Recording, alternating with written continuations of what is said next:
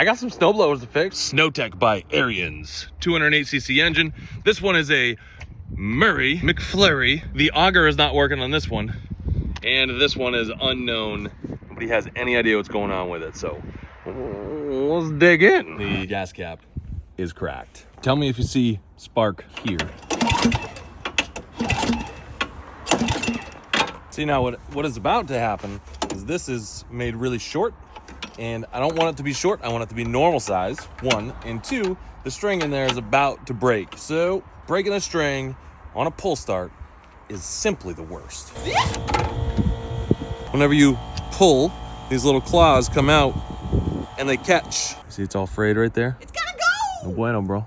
Just gonna take a screwdriver, stick it in there, and then now I can cut this, feed a new line in, and I'm good to go. I've got a lot of string, a lot of pull on it now. The good juice.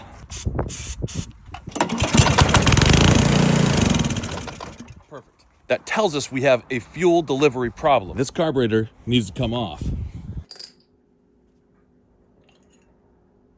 Crusty bung, as I heard somebody say once. So that's our bowl gasket. This is our float, and the float has a needle on it.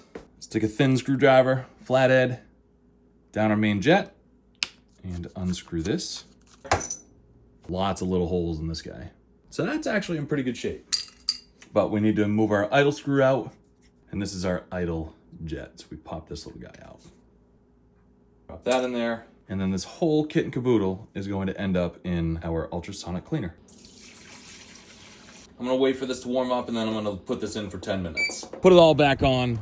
I've got a choke, run, put new fresh gas in there. Yeah, pump it harder.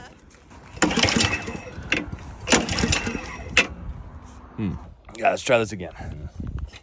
Now, right.